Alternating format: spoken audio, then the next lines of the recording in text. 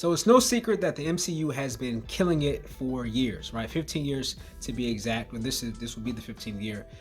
There are 31 movies in, with a bunch of shows and specials and things like that on the Disney Plus app, and they've been killing it. But there have been concerns, particularly coming out of Phase 4, and then now even as we transition into Phase 5, or have already transitioned into Phase 5, there's concern about whether or not the MCU is on the decline. I made a video about that. If you haven't checked it out, please go and do so. Though I'm optimistic about the future of the MCU, I think there are two threats that are on the horizon for the MCU if they're not careful. Two threats, one that's internal and then one that's external from the MCU. And that is going to be the topic of today's video. But before we get into that, if you haven't already done so, please subscribe to this to the channel, to the Plot 215. Hit the notification bell to get notifications. Check out my page on Gumroad, which has a couple of different resources that you can use, which are discussion guides based on a couple of the movies. And yeah, check it out.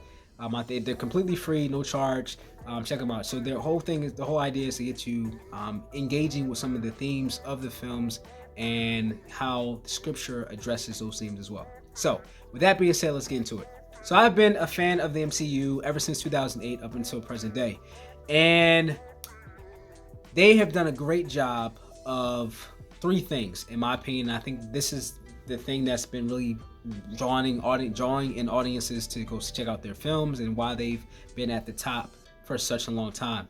I think it's three things. It comes down to the character development, their ability to take characters from when they were first introduced, and then kind of follow them and show how they've changed and developed over time. Look no further than Tony Stark. Just almost everybody, definitely from the first three phases, you see their growth and development in some way, shape, or form. So character development is one of them. Another one is the casting. I think they've done such a good job of choosing actors that really do a good job of taking on the roles and really leave a good impression on us. And then obviously number three, which I think is their bread and butter, is the storyline. Historically, they've been doing such a good job of developing a story within the movies themselves that also obviously intertwine with an overall intricate storyline that they've been building over the last 15 years. So I think those three things, when it comes down to it, are the bread and butter of the MCU and their backbone, and why they've been so successful over the years and so relevant. So with that being said, I think that there are two threats to the MCU, two of them, one internal to the MCU and then one external to the MCU. I think that if they're not careful, could pose a threat to their dominance over time. All right, so what are those two things? Number one is the saturation of characters. Phase 4, which is a phase that a lot of people I understandably did not like. I'm one of them. I think it was the worst phase out of all of them, though they did have some hits. Wakanda Forever being one, and then also Spider-Man No Way Home. But overall, it wasn't the greatest phase. But within that phase, we saw the introduction of at least 20 characters. I mean, there were just so many different characters being introduced, which is a good thing, but also can be a potential threat. And this goes back to what I just mentioned about one of the strengths of the MCU is their character development. The good thing is that their core 5 or 6 characters had their own movies. Some of them had multiple movies, and in those movies and in the other Avenger movies, we were able to see their development over time. And so they became even some of the characters that weren't necessarily their top tier ones, but even some of the supporting ones, right? So like a Korg or something like that, right? We didn't see too much character development with him, but he became a character that we really liked, right? And so there's a connection to the characters that they've been able to successfully maintain over time. But with so many characters that have been introduced, it feels almost impossible to go to the same degree of depth as they were able to do with one of the first 3 phases. And I just don't know if they're going to be able to do that. If they're not careful, that can drop off one of those core things, in my opinion, that makes them so good. The second thing is external to the MCU.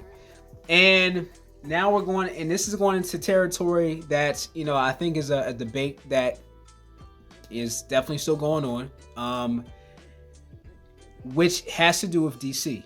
Now, obviously, DC right now is in a they're about to do a reboot. They're about to do some new stuff. I'm over there with the leadership. They're doing some new things, and they've obviously got a lot of flack on the whole Henry Cavill situation. And let's be clear here.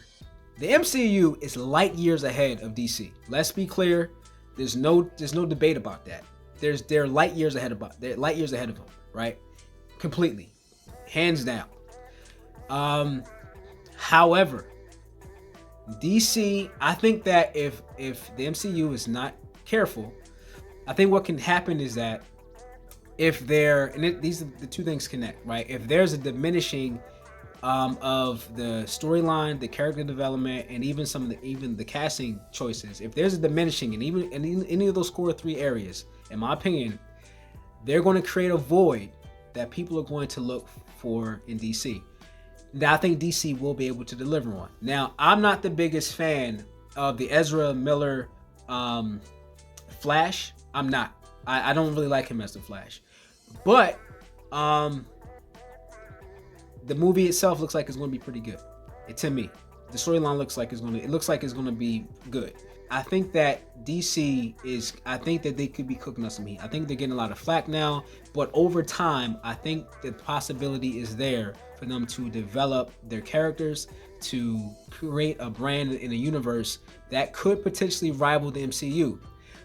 If the MCU does not maintain and doesn't again stick to those core three areas and maintain those things. One of the things I noticed is that, or I saw, is that, you know, some of their plans for Supergirl. I'm not the biggest Supergirl fan, but the spin they're about to take on her, the background that they're about to give, they're going to kind of the storyline that they're going to be doing with Supergirl, I think looks pretty dope. I think that if DC can create storylines, and then they do what the MCU has been able to do just in their own universe, and they're able to maintain that, again, I think that's the recipe for a rivalry or something that could potentially legitimately rival the MCU and cause people to look at the MCU a little different and look at DC a little different too. So I think those are the threats. I don't see that happening for like years. Like we're talking years, we're talking over time. Nothing in the next 2-3-5 years. I don't think that's gonna happen. But 05 plus, we could potentially see DC giving them more of a run for their money and potentially outpacing them if the MCU is not careful. So you heard it first. Maybe we didn't hear it first, but I'm just gonna say that you heard it first here. I don't know, but I think that could be potential threats to the MCU. So with that being said, I would love to hear what you think about this.